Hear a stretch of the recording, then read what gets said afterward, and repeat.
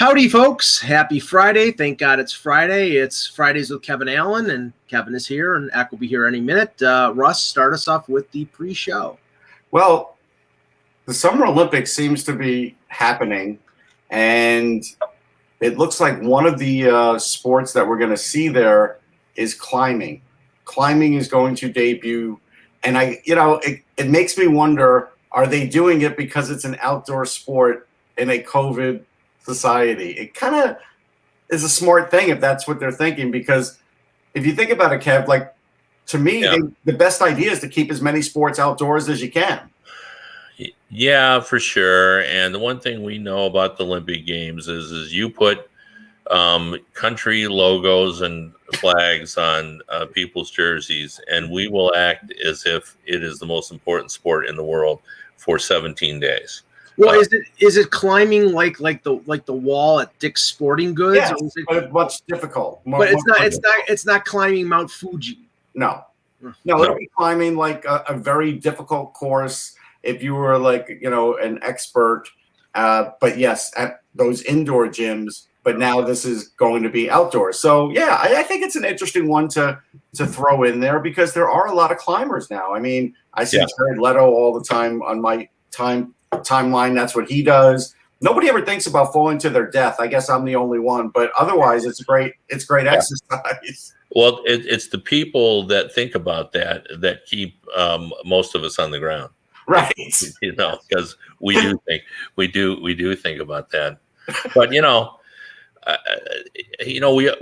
it's hard for us, especially an old codger like me, to really come to grips with the fact that the sports world has evolved. Like the X Games. The first time I heard about that, I kind of rolled my eyes a little bit. But they're big business now, and there are a lot of people that are interested in that. And we see now that the crowds that gaming competitions get, and colleges are going with teams, and they're giving out scholarships, and the same is true with in the sporting world. Well, here's some breaking news too for the Olympics. They are banning foreign visitors. Yes. That's been out a while. Yeah, I saw that a couple days ago. I mean, but if you have a vaccine and you could show someone you're vaccinated, I don't understand the thought process behind this.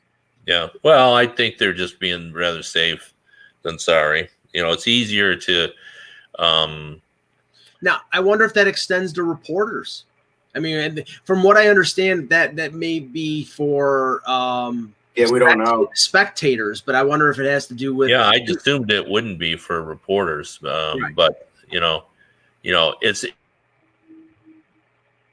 Uh-oh.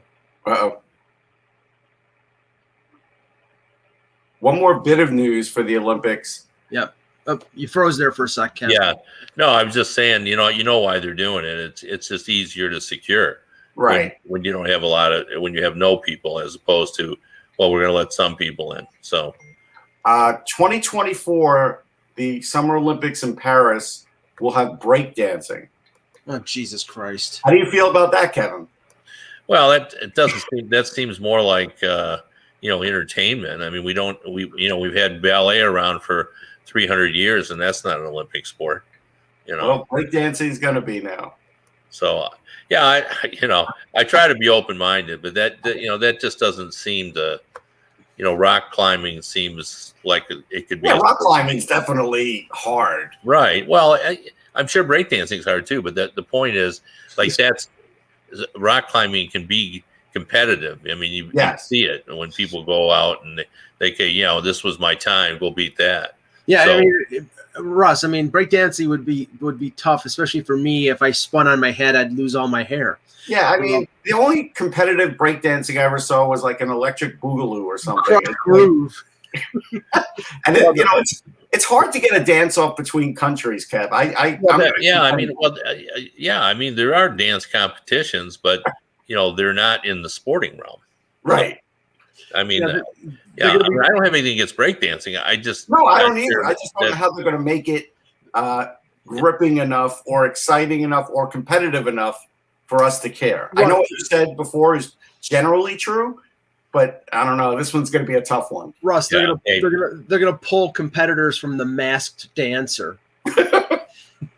All right, let's get started. Hello, Hockey World. Today is Friday, March 12th, 2021. I'm Russ Cohen from Sportsology. Kevin Allen. And I'm Michael Agello, and this is the HockeyBuzzcast here on HockeyBuzz.com. And sort of in a similar vein to what we were just talking about, I wanted to, because I asked this of Anthony and Russ yesterday on the 1-year anniversary, Kevin, and talking about how the landscape of the world, especially the sports world, has changed. You know, now it's 1 year and a day since the NBA shut down last March 11th when Rudy Gobert tested positive. And, you know, now we're sort of like in it, in a sense that it's an everyday thing, and we're used to, you know, the trials and tribulations of the sports world. But if you look at like what's going on right now, I mean, positive tests in the NHL, you know, a team like the Toronto Blue Jays having to play in Dunedin, Florida, instead of being able to play in Toronto because the Canadians won't open the border to American teams. All these things that have gone on in the NFL and the NBA and the Major League Sports, and it doesn't seem like reality compared to the way we were a year ago.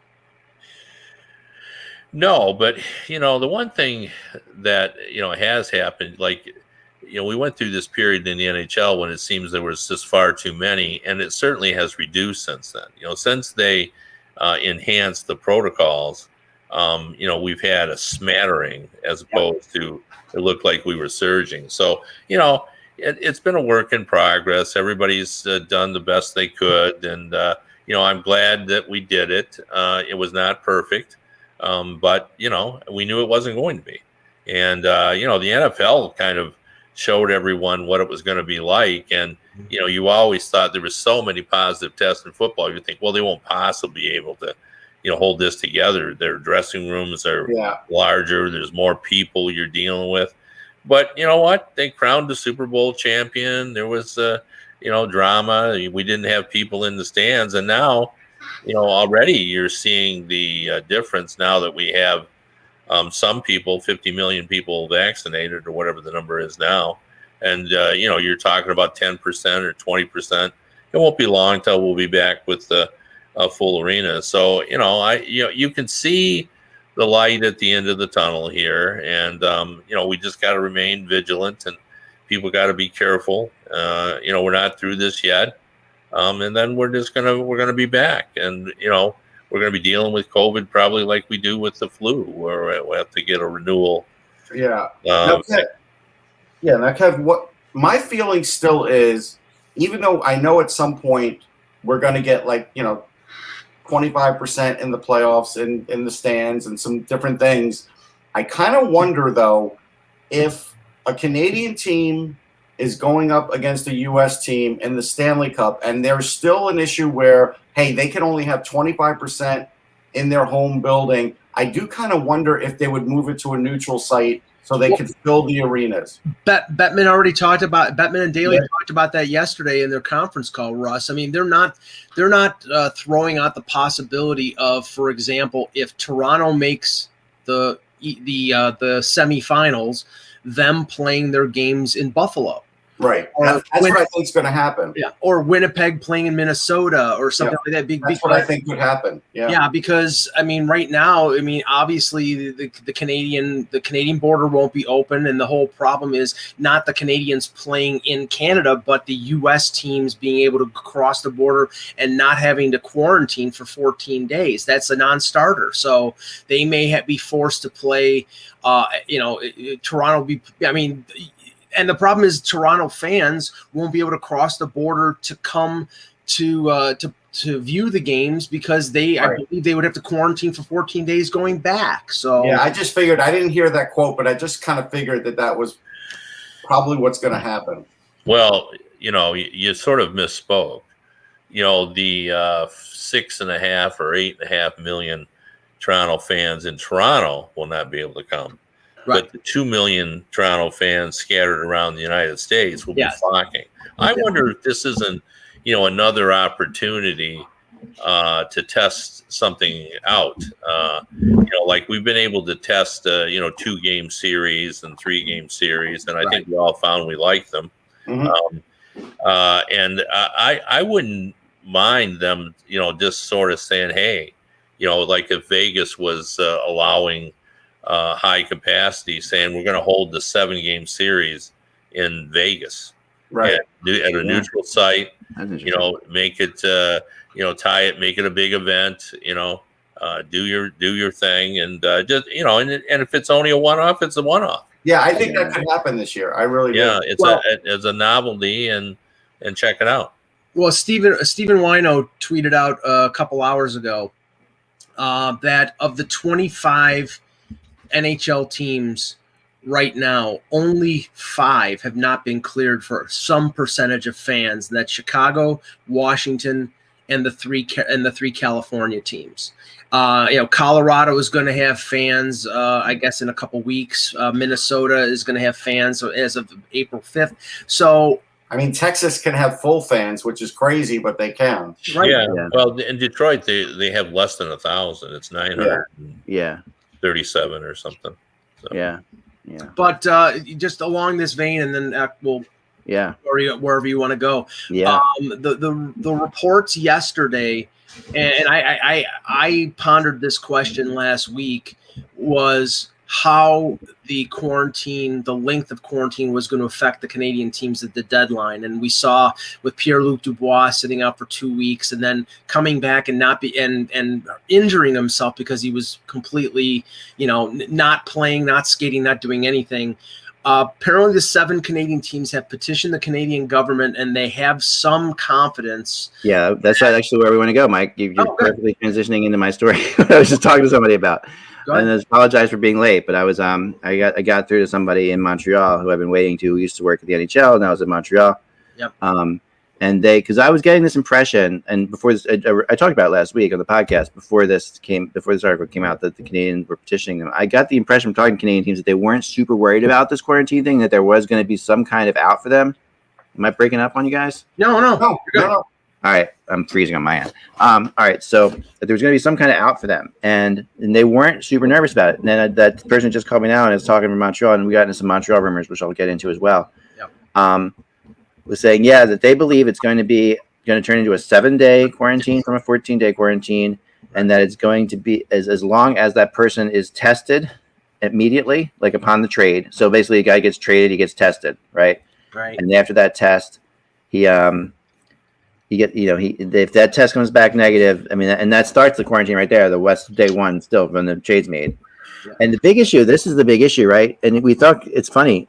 And Kevin, you and I talked earlier this week, I think, about the fact that, you kind of thought that this week would be a big week based on things you were talking about. That's what I was told, but it hasn't been at all. And it's been an incredible, I mean, we haven't had one move, right? So, so I asked him about that too. And he said, well, this is the thing. And it's not just, it's not just Montreal. And it's not just, it's the fact is the teams in the U.S., okay, who are, say, Ekholm is being shopped. And if any of those teams are Canadian teams, they're looking at them, which is, Winnipeg's one of them. Yeah. If that's happening, right, then Nashville's sitting back and waiting for this Canadian thing to get worked out too. They're trying to figure out what's happening with it. Because it changes things if you can't get them for 14 days. And if you're Winnipeg and you have to give up something, and you're Nashville and you have to give up something, and you can't get it for a period of time, you're essentially trading away if it's a good player on your team, for nothing for 2 weeks. So you're losing a player and getting nothing back. So Yeah, it's not but just, the teams trading them are not going to be the teams that are in the race. Well, Right. that's why. no, but if you're trading for him, no, I'm talking about trading for him. So not Nashville necessarily, but if you're Winnipeg, and Winnipeg for sure. Yeah, but say they want I don't know, let's pick up maybe it's a player on their current roster, right? That but this is why I think like the Ducks should trade with the Kings as an example. If the Kings want to be buyers, because then there's nothing but a couple of negative tests you have to worry about. Right. But I'm saying is that happens. Okay, so Winnipeg, say Nashville says we want one of your players is one of your defensemen now, one of your forwards now, or whatever in the deal. But Winnipeg has to take that player from their roster with that. So now they're playing without him and without Ekholm for a while. You know what I mean? And that's the big issue. So the 7-day thing is why in Canada, and the 14-day thing is why things have dried up here in the United States as well. That's what he was talking about. This is why, like, for example, and Elliot Friedman talked about this about a couple weeks ago about, like, for example, Toronto has a gap in their schedule starting tomorrow where they play 5 games in 2 weeks, which is relatively relatively sparse. And that would be the opportunity if the 14-day quarantine is in place for them to make a deal, because it would affect them for very few games. I'm looking at Winnipeg's schedule. They're playing every other day from now until April 12th. So there is no gap. So they have to have the quarantine come down to 7 days to not adversely affect them. If they have Paul Stastny, for example. They should trade with Ottawa then. Find somebody on maybe they trade for Ryan Dzingel or something like that. I mean, that makes sense for them.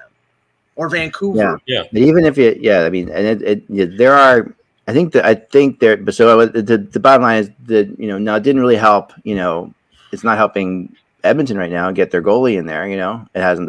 He's halfway there. Next week he'll be there. Halfway there, but it's also possible that if this thing changes and my guy in Montreal seemed to think that there would be a change by Monday. By the end of business on Monday, he felt like there would be something. Well, then he'll be there earlier. But I'll give you the exception. I'll give you the exception to this, Ak. I mean, if you're a team like Toronto, or if you're a team like Winnipeg, where you might be trading a guy like somebody in the chat said Vesalainen or Nola or Logan Stanley, a player who's not on their roster, or if you're the Maple Leafs and you're trading Timothy Liljegren and draft picks, then it doesn't matter that you're having to wait 2 weeks, because you're not subtracting from your NHL roster. Right. Yeah. So that's the exception. Now, if they are if the Leafs are trading Alex Kerfoot in a deal to get somebody, then yes, then they're without that player for 2 weeks, and then we've already witnessed how this would work, because we saw the Line roster, and that was not good, for either party. And that's something to remember too. If it's 7 days, it's only 3 games. So 7 days is 3 or 2. It could be could be 4. But now you brought up the name Vesalainen. Now if I'm Chevy and maybe the price is too steep, it looks like Vesalainen just is starting to play now with Manitoba because he was over on loan in Finland. So you know what? I'll bring up Vesalainen and I'll roll the dice, because at least he's a power forward. He's 21 now. I mean, I think teams are going to be more inclined to do that. I think there are going to be some teams that are going to have to try and see with some of their younger players, the ones that are physically ready. I don't know, Russ. I mean, I get the impression Toronto's in a win now mode. I'm not saying they're going to give up any of their top prospects. They're not going to give up Nick Robertson. They're not going to give up Rasmus Sandin. But if they have an opportunity to add a top 6, top 9 forward or another defenseman, they're probably going to do it. And prospect or draft pick be damned. I think Montreal and I think Winnipeg are in the same mindset. But they have players they can bring up. Like I said, Montreal could bring up Paling. There are teams that have guys that they could bring up at some point, and I think they're going to have to look at that, because these are not 18-year-olds. These are 21-year-olds, 22-year-olds in some cases. Yeah, but there's 2 kinds of trades that you're making. You're either making a depth plug-in, type trade, or you're really trying to alter the look of your team. And Winnipeg is trying to alter the look of their team. You're not bringing up somebody from the minors to do that. Right. So that's now, a great point. There are teams who are looking for depth who, your logic holds. Yes. And if you're looking for depth, then it makes some sense to bring up. But, you're not finding Matthias Ekholm down on your farm team. Right. So, right. I think if you're Carolina, you will, and Jake Bean, but most times you won't. Well, Russ, Jake Bean's playing up now anyhow, and they did remind me. Vesalainen played up a little bit this year too. Yeah, but one thing the point that needs to be made too is, if it goes down to 7 days, then and it's 3 games. Well, we run into that periodically anyway with visa issues. Sure. So you trade deadline, somebody gets traded to Toronto or Winnipeg, and when's he going to play? Well, we're not sure. We got to get the immigration work done, and it's usually a couple of games before he. But here's a good example. So, if let's say Carolina would have traded for Matthias Ekholm or called up Jake Bean like they did, Jake Bean's got 9 points in 16 games. Ekholm's not going to be any better than that. You're not getting Ekholm to get points, Russ. Yeah, he's a different type. You're trying to change the look of your team in terms of steadiness and that's the mistake free. And that's the weird thing, Russ. I just heard, I can't remember who said it, but it was somebody definitive. I heard that Carolina's in the market for a defenseman because they have too many offensive defensemen and they need somebody who's more of a stay-at-home guy. We are seeing that right now. We're seeing the cyclical defenseman thing, which always cracks me up. We're seeing it now swing back. Like there were how many? I remember being on this show 10 years ago, and then writing 10 years ago about how valued offensive defensemen were. Like everybody needs an so we saw everybody draft offensive defensemen. We saw everybody go out and get, and now it's like now everybody's looking for a defensive defenseman, right? So it's like they are, because I guess there are a lot, but again, like if I'm spending a ton of money on Ekholm just to bring him in for his defense. Yeah, I may not pay as much as I would normally pay, honestly. Yeah, I think the kind of team will go. Like, Kev, you go. Well, I mean, I just don't think that I'm making my point strong enough for Russ. Like, I don't think they're trying to buy defense or trying to buy offense. They're trying to bring in a guy who's going to change the entire look of their defense. When you bring in a guy in like Ekholm who can play 21, 22 minutes, he can give you a little bit of offense. But you know how steady he's going to be. Yep. He gives them for a third of the game just a confident, steady look where, they're kind of up and down in Winnipeg defensively. I get that. I think for the Flyers who are desperate, it makes sense. I don't know if it makes sense for Winnipeg, honestly. Yeah, but the question is, how much does it make sense for Philadelphia, who, if they add an Ekholm, are they even going to get out of their own division? And that's the question I ask. Are they an Ekholm? It's a great question. It is. Yeah. I mean. Yeah. Well, I mean, I think Winnipeg's been pretty impressive. Here's what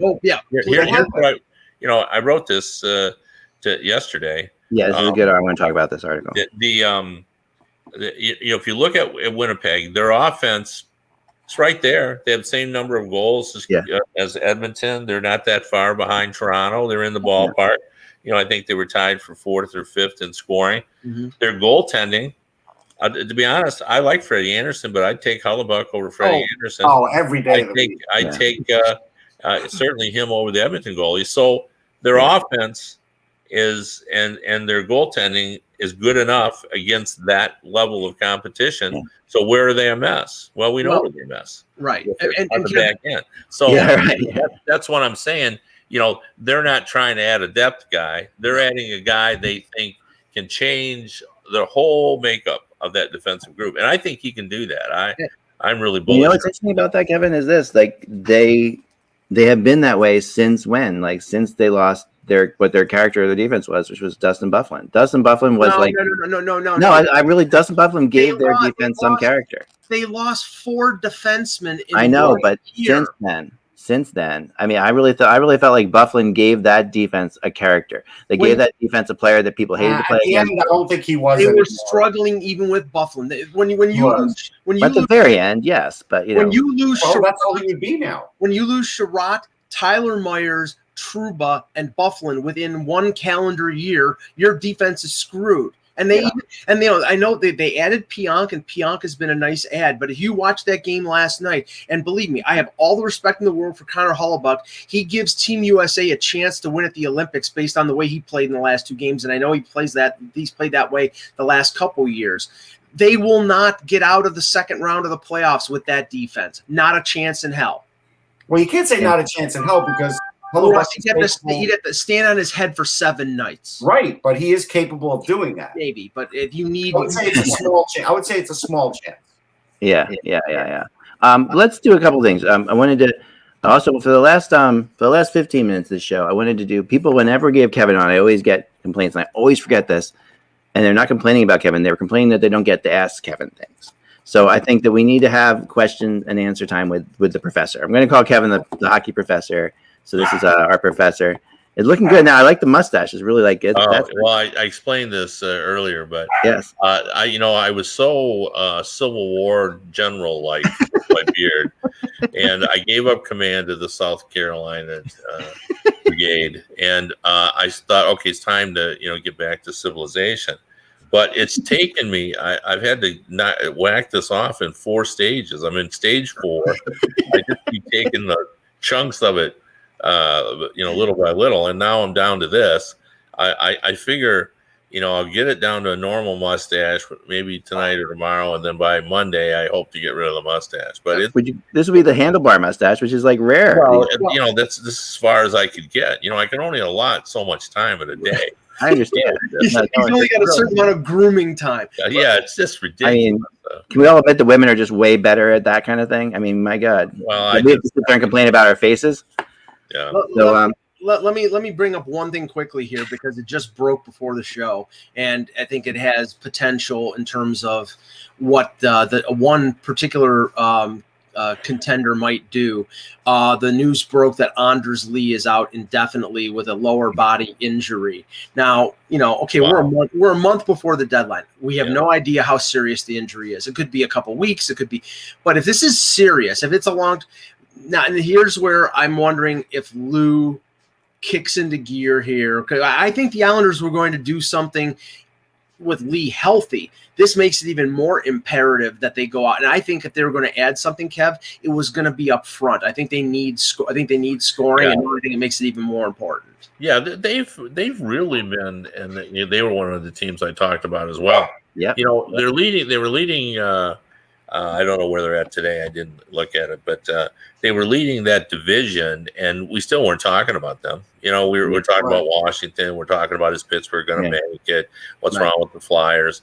Then no one talks about the Islanders, and I think we don't talk about them because their offense is poor. Right. It's below average, and we like their defense, but I think the difference is their goaltending this year, in my opinion, and it's never been horrible. But now it's really good. Like their goalies have played really well. Yeah. So you've got that going now. So now they're better in goal. And I thought they were really going to miss Taves. But they've been fine defensively. And we know what Trotz can do given time to scheme for a 7-game series. So, they're right there. But I agree. They got to get some offense. And losing Anders Lee, boy, that just compounds the issue. Yeah, if I were them, I mean, I think that having Noah Dobson playing more minutes and playing really well helped with the Taves loss, no question. If that didn't work out, like if he wasn't having a good year, it would look really bad. Right. I also think because Wahlstrom's looking really good, you can give him more responsibility and then go out and get Raquel. I think Rickard Raquel is your guy to get. Yeah, because he does make sense. He make that team really dangerous. Like, I mean, they're already dangerous, but I mean, the reason we don't talk about them is they're just god awful boring to watch. Like, and as good as they are, I mean, they really remind me of the Devils of way back when. But how boring is winning? That was Elias to me. Like, basically, to go. I mean, it's like this is what you have. It's like you have a team that's just going to frustrate the hell out of you. They play 3 distinctive different ways. They play one way with the lead, one way when they're tied, one way when they're behind. I made the same argument when the Devils were winning cups. You can bore me to death all you want when you win, and they win. No, that's right. When you were a Devils fan, I remember actually doing a story on this. It was basically sports writers go in and they get bored, so they write about it's the boring style. Yeah, so I know. Fans outside of New Jersey start to say the boring Devils, and that's how it works. But when you were a fan of the Devils, they didn't seem boring. Yeah, for sure. Winning is winning, And Lee is leading the Islanders with 12 goals. After that, Brock Nelson has 11 and Barzal has 9. So there is definitely a gap there in scoring. I mean, so even if he's healthy, I think they needed to add goal scoring. Now I think it's massive. Yeah, and Raquel's a goal scorer, and I think Wahlstrom can do a little bit more with a little bit of responsibility. And you know what? Again, they'll tighten up a little bit more on defense, and they'll score a half a goal less a game, and they'll still win games. Well, how about this? If not Raquel, and Raquel has got a year left in his contract, could this be a potential destination for Taylor Hall? I don't think they would go that deep, though. I don't think they're going to. Well, Buffalo's going to have to retain salary cap. No, but I know, but I don't think they're going to. Well, if Anders Lee is out forever, it would be easier to accommodate. I really like Russ's suggestion of Raquel. Yes. I think that would be the best solution. But don't rule out anything with Lou Lamoriello. I've talked about this in terms of David Poyle. the way he conducts himself, people view him as conservative when he's not. He's one of the more aggressive general managers in the league. Well, the same is true of Lou Lamoriello. Yes. Lou Lamoriello is viewed as a kind of a conservative guy, close to the vest. But when it comes to his team, he's one of the most aggressive general managers, and always goes out and tries to make something happen. And I would expect he would do that, particularly if Lee is going to be out long term, because as well as what's happening in that division, if you look at it, there are 4 teams playing at 620 or better in that, or is it 5 teams? 5 teams. 5 teams at 620 or better. And what that means is they're all beating each other and then feasting on Buffalo, essentially, and occasionally the Rangers. Yeah. And the point of all of that is just because the Islanders are in first place now doesn't mean they couldn't fall all the way out. So they got to be careful. You got to get the Philly. I mean, they were looking good 2 weeks ago, and now they're not. That's right. That division is so tight.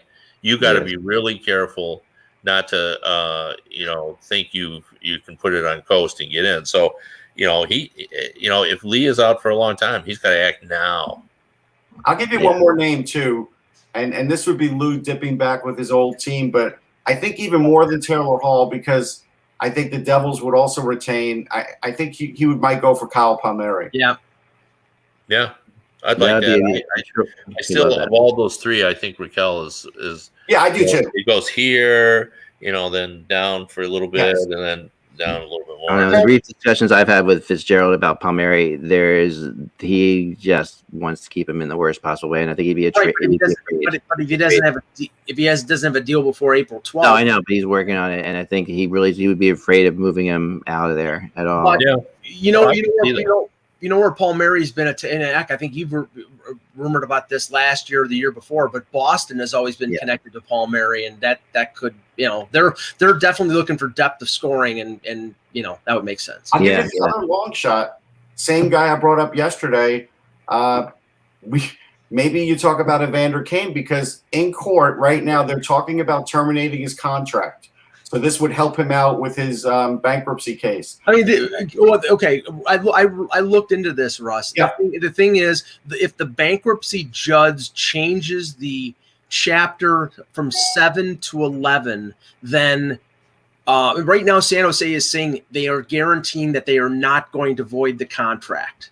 Oh, they're saying that now. They weren't saying that like. Well, we're saying if it stays chapter 7. Oh, if it stays that way. If the bankruptcy judge changes it to chapter 11, then all bets are off. So if it goes to 11, they could terminate his contract to help him out. Right. But I know it sounds crazy, but it would help him out. But also, he'd be a UFA at that point. I don't know exactly what the rules are becoming a UFA in the season like this. Well, teams could just sign him. It happened with Bogosian. If you're terminating, the contract, then he's a UFA and he can go anywhere. Yeah. But I seriously doubt he's going to sign a $700,000 1-year contract unless he wants to prove himself someplace. I mean, he might with the Islanders just to win a cup. He might. Yeah, I read the book on bankruptcy. It really doesn't get going until around chapter 11. To be honest, it's pretty slow. No one pays any attention to chapters 8, 9, or 10. Jesus. Just throwing it out there. If you're Evander Kane, I mean, if you want to win a cup, don't you call Brisebois and Tampa and say I'll come for $700,000 and right. Yeah, space for him. The Islanders will have space. I certainly don't think he's going to go back to Winnipeg or re-sign with Buffalo. Yeah. No. I know they lost last night, but I watched Tampa play last night, and that team now has reached the ridiculous stage. It has. They're number 1 in defense, number 1 in offense.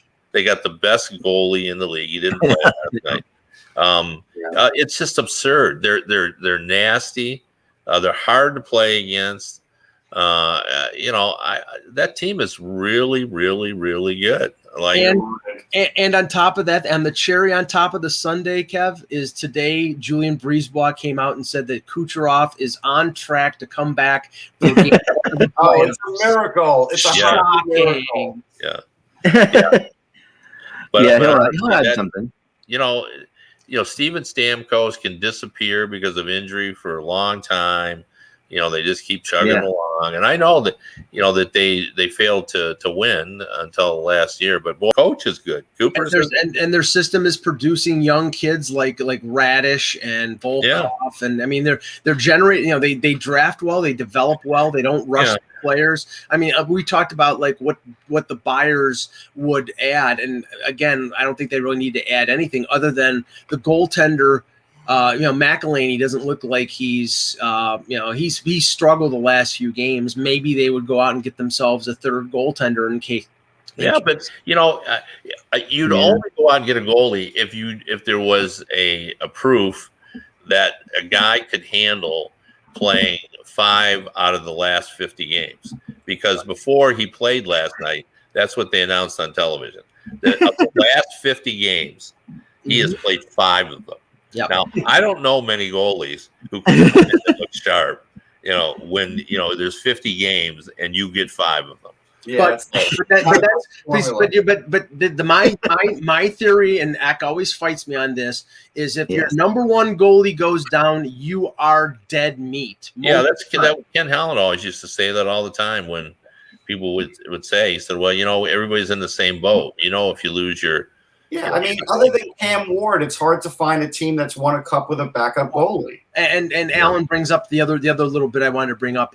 Yesterday, Jordan Binnington signs 6-year extension, $36 million. That's a good deal. Good deal, and it sort of brings a contrast here because now they're talking, Kev, about Binnington being the starting goalie for Team Canada at the Olympics. I think they're putting together that Doug Armstrong is the GM, and he'd probably go with him rather than Carey Price, who, even though he's bouncing back a little bit, and I think Hellebuck is going to be the goalie for Team USA. But you look at the free agent market now for next summer, and if you're looking for a goaltender, you are crap out of luck because there are 2 really good goaltenders. Tuukka Rask, who I think he's either retiring or he's going back to Boston, and Freddie Anderson. And after that, it's the Antti Rantas or one good goaltender is what. Stop it, the Linus Ullmarks, guys who have question marks. And I know Russ is starting the I hate Freddie Anderson society here, but I mean honestly, if you need a starting goaltender, Freddie Anderson's going to get well paid in free agency. I'm not paying Freddie. Look, he is really good in the regular season. Well, you're not his agent, but I'm asking. Let's move on to another thing for a second. I'm not paying him $6.5 million. Yeah, I've got a topic I want to talk about too. Go ahead, Kev. Let's go. Well, I was just going to bring up another team that I wrote about that I've been following is Minnesota, and I was going to ask this question. I've been following them in the context of as I try to figure out the mess that is the San Jose Sharks. Yeah, and I think what I'm bothered by most with the Sharks is when I look at that team and I look at their roster, like I have no idea what the plan is there. Like, what are they trying to accomplish? Do they think they're in it now? They don't appear to be rebuilding. It doesn't seem like they're retooling. I know they're in a bad spot because they have both Burns and Carlson, and they're paying billions of dollars for their defense. And I don't know what their plan is. I think they're in the mud. I don't think there is a great plan, Kev. No, that's the issue. I look at Minnesota's roster right now, and we know what their plan is. Yeah, right. Because we see Kaprizov, Greenway up there as well. We get rumblings that Duma is going to be traded. And we know that Bill Guerin is coming in there, and he looked at that and said, the culture's been wrong here. And that word is overused, but in this case, it's the perfect word. Yeah. The culture in Minnesota wasn't good enough. Something was wrong with it. And I'm going to change that by bringing a bunch of younger players. And Eriksson Ek also is having a breakthrough season. You look at their guys that are getting it done. Their young goaltender that's won 8 in a row. They're all the younger guys. And that right now, if you start listing the league's entertaining teams, I'm putting Minnesota up there. I mean, Kaprizov, it's just fun. He's unbelievably fun. Which is something you haven't said many times in the Minnesota Wild. You've never said that about when Gabrick was there. So not really. It was just Gabrick. A couple of seasons, not really. No, Gabrick was. I don't remember. I'm with Eck on this, Russ. I don't remember the team. I remember people talking about Gabrick. Well, no, I thought we were talking about Gabrick more than the team. That's fine. No, but might have Minnesota been like if you're going to the center ice package and you're like, when are you going to stop on Minnesota and say I'm going to watch that game? Like, how many times? I got you now. Gabrick. I knowing I remember talking to Craig Leopold years ago, and I brought this up before, is that they did studies in the Minnesota Wild where they had like no fans that weren't in Minnesota. They were like one of the few. They had the least amount of fans outside their market of any team in the NHL.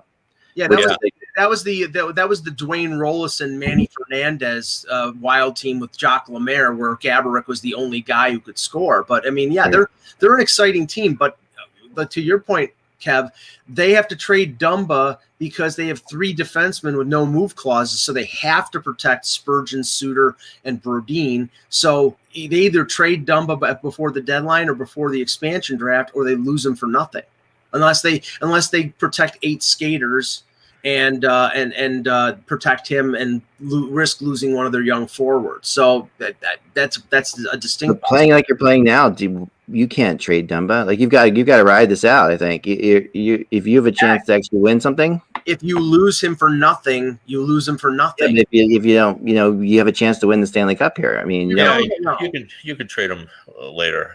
Yes. But later, the point of Minnesota is they got it all going on. In my other freelance work that I'm doing for the betting site, I've been in a position to analyze teams, and they were playing Vegas the other day, and I had to call that game on which was the better bet to either the Vegas Golden Knights versus the Minnesota Wild. And boy, when you compare those teams, like Vegas has been a model of consistency really throughout the season. But when you compare Minnesota over the last 25 days, they've been every bit as good as the Vegas Golden Knights. Their records are almost identical. Minnesota is scoring more goals than Vegas. Right. They got a lot going on. I mean, the goaltending has been comparable, even though Marc-Andre Fleury, Vezina candidate, is in Vegas. There's just so much to like, and Bill Guerin has done a really fine job of getting that team turned around. He really has. Look, I think makes him look smart. We knew he would be an instant impact. There was no doubting that. So it does make him look smart. But the other things he did, all those things he did last year with Kaprizov now, is what's making him competitive. And the fact that Zuccarello and Kaprizov now are one of the best two-man combos in the league, that's going to help a team. Now, will the goaltending stay through? I think Kakanen's a good goalie. I don't know if he's a great goalie. And it may take a great goalie for them to be able to finish and get in the playoffs and actually do something. Is it Kakinen or Kakinen? I've heard both, and I've heard both. I don't know. Yeah, I don't either. I don't either. I thought it was Kakinen, but I don't know. Anyway, I think that, and it's interesting because you have Parise and Suter there, who the beginning of this whole big thing, they're really minor role players in this whole thing. At times, when you watch the Wild right now, they're really not for minutes. Suter is big on minutes. For minutes, Suter's more so, but Parise is really he's a role player. He's a great role player to have if he's in that role. If he's willing to do it, he's a great role player to have because he's won. He's been in situations. He's won Stanley Cups. He's got a lot. He has a lot. Like he's the kind of, if the Wild were going out now and making a trade deadline acquisition, he would be a great guy to pick up for them. If you think about it, he's a good fit for what they have going on. So Guerin, and not to say Guerin hasn't tried to trade him because he did, but and I don't think that's, and we talked about the Islanders needing somebody. You think Lou would go back there again and maybe talk about that again? You can't rule out anything with Lou. So I think anything is possible, but he can't stand Pan. I know that. Well, the only thing I would say is Lou would be somebody who could sort of arrange this. If you could trade for Zach Parise and said, Zach, you've got 4 years left in your contract. If you're going to play out those 4 years, we have no interest in you. If you tell us, like Vinny Lecavalier, you're going to retire after next year, then we'll trade for you. But if you're going to stay for 4 more years, we have no interest in you at all. The thing about the Wild is they're not going to get some questions up for Kevin Allen. Though we're talking here, and last thing I was going to say about the Wild is they're not going to put all their eggs in one basket because Marco Rossi will be there next year. If he didn't get COVID this year, he'd be there this year, and that's going to put them in even better shape. Right. let's start here with Christopher Patton, who wants to know this question. And Kevin will ask you this. Anyone think Subban gets moved with some retained salary? It would be PK Subban. Yeah, I've heard that and had discussions with GMs about that, and I think they're as curious as the fan base, but I think not. Yeah. I just think the cap situation, everybody's so tight. Yeah. That I think it would be hard to move a player like him, and he's not like, what's the enticement? It's not like he turned it on this year and everybody. He's just a guy. Yeah, so I don't see it. I think PK Subban is exposed to Seattle. They might pick him because he has a 1-year cap hit at $9 million, and he's great PR, but he's not a great player anymore. And I think after the last year of his contract, he's going to end up as a $700,000 bottom pairing defenseman on the Toronto Maple Leafs. All right, Kevin, what do you think of Daryl Sutter as a coach? Well, you can't argue with his resume. Yeah. That's the problem. Now, the question is, even since the Kings won, the game has changed quite a bit in terms of, dealing with players. And it's going to be interesting to see how that team responds. He's definitely old school, but he's a lot like a lot of the Canadian players who played for him, and particularly Canadians in particular, like him. He's pure Canada. And he's the guy that on the team bus, he reads farm machinery magazines, and, he's, for a while, he's pretty amusing, Yeah.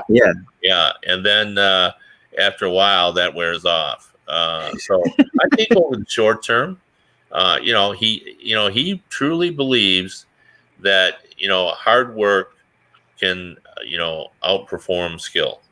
And, if you can get your players to buy in on that, and they need some of that in Calgary, that could work. But I don't know, he wouldn't have been my first choice.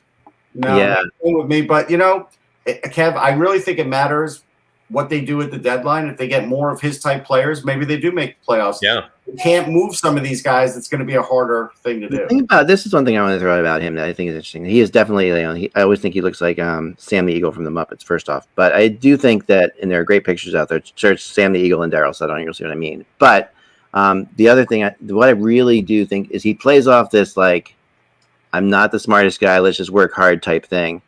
And I think he plays it a little bit as a role. He's a much smarter guy than people give him credit for. I mean, for as much as hard work beats skill and all that stuff, he also, there are very few teams that were better at a better system at getting out of their own defensive zone than the LA Kings did when they were winning Stanley Cups. They were a well-coached team. They weren't just working hard. They had absolutely some real systems in place, and they knew how to use them. Now, whether or not that was, Stevens as an assistant or whatever, doing that behind the scenes, they knew how to get out of it. That Kings team, to me, what's always amazing about watching them, and I don't think they ever get credit for, is their ability to get out of their own end. Their breakouts were so strong that they were almost impossible to forecheck, and that's why that Kings team was just so deadly. All right, Kevin, should Buffalo hire Hitchcock to start that franchise down the right? No, I would go with Rutherford, and I know Buffalo fans would be opposed to that simply on the basis that Botterill came from Pittsburgh, but that's two different situations. Yeah, Botterill had never been a general manager before. He had been a long-time assistant. Rutherford has got a track record. Yep. And what I would do is I'd even keep Kevin Adams. I'd bring Jim in, make him director of hockey operations. Okay. Tell Jim, you're older. You're not going to be coaching this team or being general manager when you're 80. Right. Although Lou Lamoriello might. But and I'd bring him in and let him do his thing. And let Kevin Adams learn some. Kevin Adams is still going to be the general manager. He can deal, with the day-to-day stuff, and Jim would be free. And I, it doesn't seem like they're going to go in that direction. But no, I was going to say, Kevin, everything you just said is intelligent and right on target, and the Buffalo Sabres organization is not going to do that. Apparently, they don't believe in team presidents. Kim Pagula is the team president of the Sabres and the Bills. They had a bad experience with Russ Brandon. They're not going to go down that road again. Hell, they don't even have a scouting staff right now. They don't have an assistant general manager.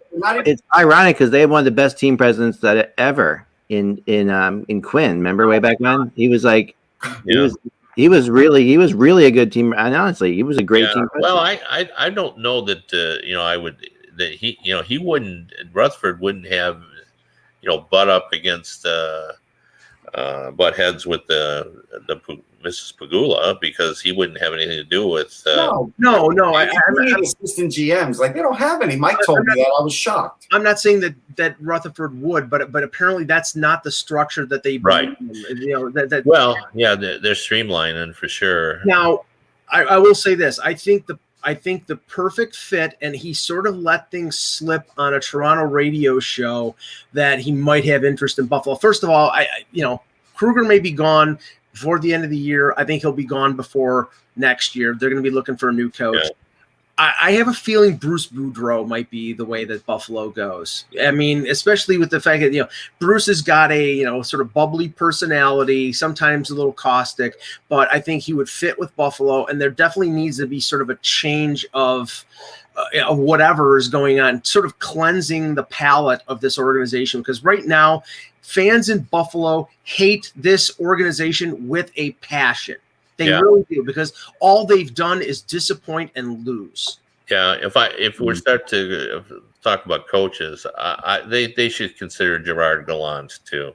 Yeah, he is a interesting mix of old school and likability. Yeah, where he can be tough, he can lay down the law, but there's something about him that's very, very likable. One of my favorite stories about him was. I went in the year when they were they got all the way to the final, and I can't remember whether it was the first round, but everybody was talking about how bad their power play is. And he says, I'm not going to stand up here and tell you that our power play is good. Right. I understand the modern statistics and the fancy stats and all that kind of stuff. I look at them all the time. But I'm here every day with this power play, and I watch it in practice, and it just feels right to me. And I've been around hockey a long time, and I just figure that, we'll start scoring. It's going to happen just because the power play feels right. It doesn't feel wrong. There have been times when my power play didn't feel right, and I've changed. Yeah. This feels right. And, of course, they went on a run and started playing very, very well. And the guy that has the confidence in this era when everything is so overanalyzed to just say, my gut tells me we're going to be all right. I appreciate that. So I like that. That's good. And I would love to see Gallant back in the game. I think that and it would be the perfect, I agree. That's actually the perfect fit for Buffalo. I'm about to write an article about the Sabres. I might actually steal that a little bit, Kevin. I think that's a great idea. The most interesting free agent coach going into next season, because I think I'm fairly certain that he's not going to be back where he is right now, is Torts. Yeah, Torts is right. And where he ends up, Kevin, and that's the thing. It's like, I don't think he used to be in the Buffalo organization. He was head coach in Rochester under like the Scotty Bowman administration back in the 80s. I don't know whether he'd want to take on where the Sabres are right now, but there are other organizations that he might be a fit with. Plus, I'm not sure that he's right for the Sabres right now. Like, I like Tortorella. I get along with him great. I respect what he does. I would calm him down a little bit if it were up to me. But I think he, we all said last year what a great job he did getting that team to be competitive. And, he gets a lot out of his players, and most of them end up liking him. Yeah, Kev, I think he could end up back with the Rangers. That's the funny thing. Yeah, nothing is. Wouldn't rule that out. But for Buffalo right now, with the Eichel situation there, with the fans not being happy, you don't want that distraction of what's John going to say today hanging over you. So or you do. That's why I think you want a guy like Gerard Gallant is very mediagenic. Yeah. He's going to be interesting. I'd want something like that. Another guy, I know they're not going to go in this direction, but a guy like Ray Shero coming in also as GM changed things. Yeah. And the last question here is former president of BHWA. Kevin was one god of all. Remember, if Kevin could change anything about the way hockey awards are voted for, what would it be? Oh, that's a great question.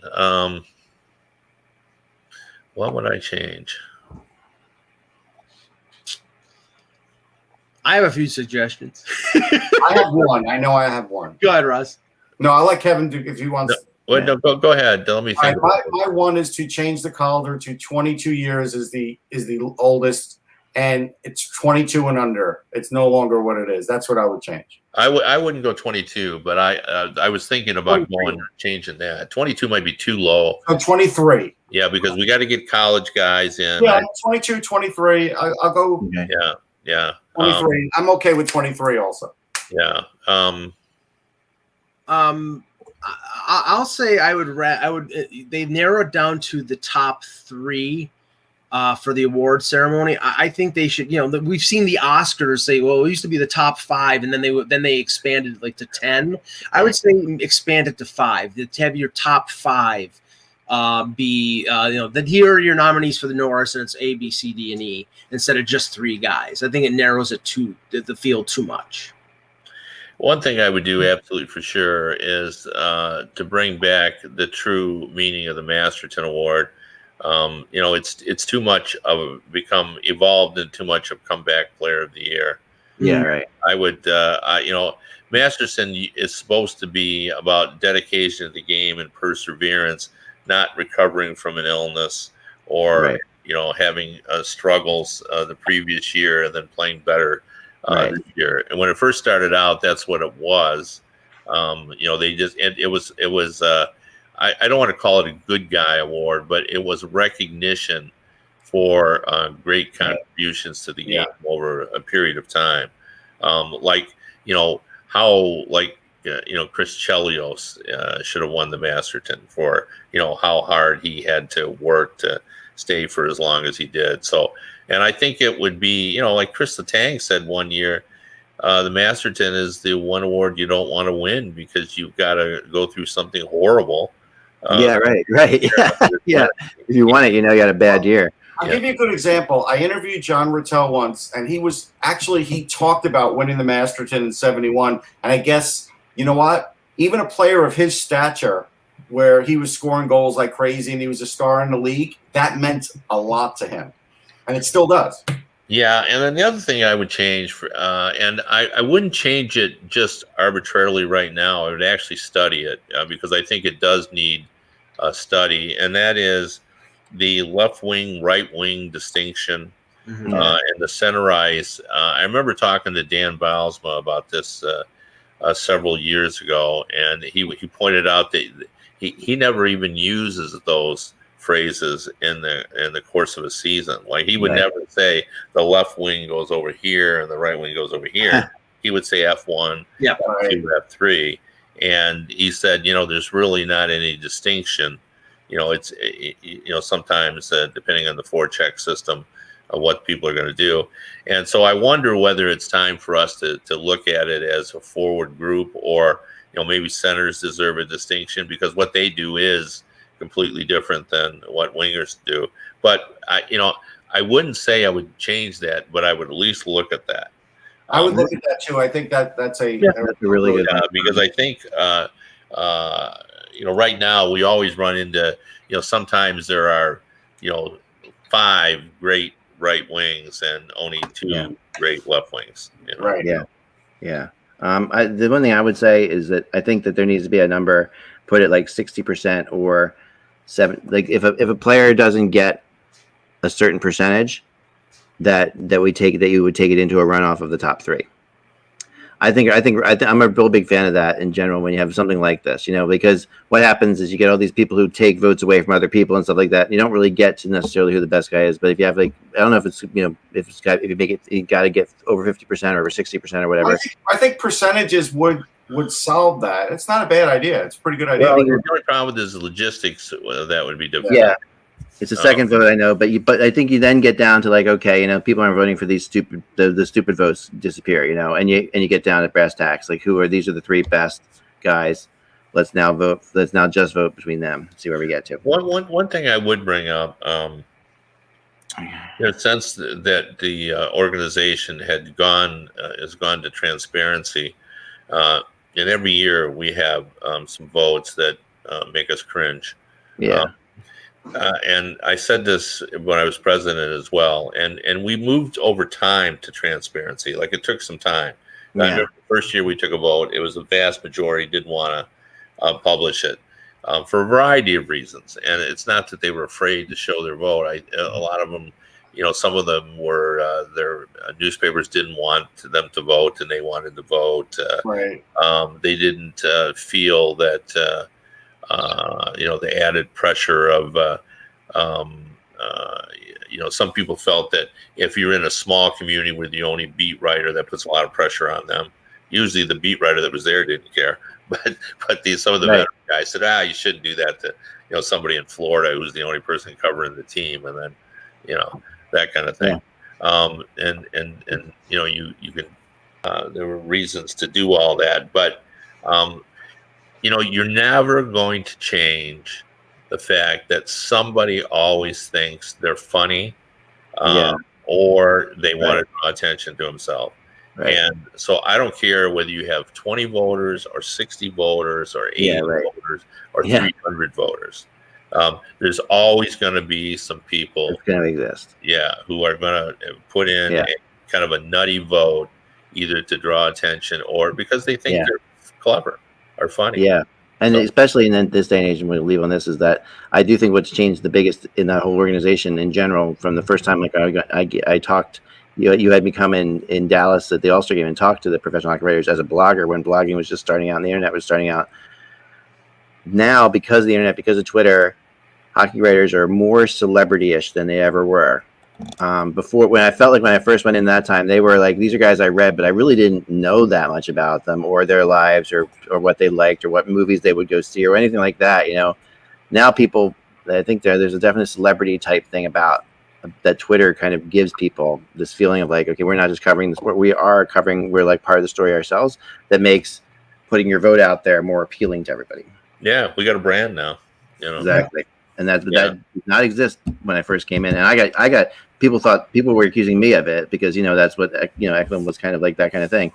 Now it's something that definitely exists. Yeah. All right.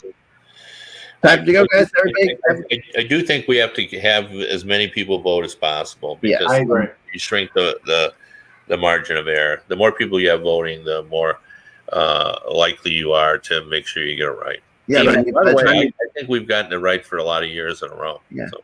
And by the time you approve somebody for that organization, you should be okay with them voting. To me, that's like right. I mean, that's the whole thing. I agree. Like instead, why do we have to we're approve this guy? We're not going to give him a vote. That doesn't make any sense to me. Just you're approving or not approving him. All right, folks. Remember, without the buzz, it's just hockey. Have a wonderful, wonderful weekend. We will see you again on Monday.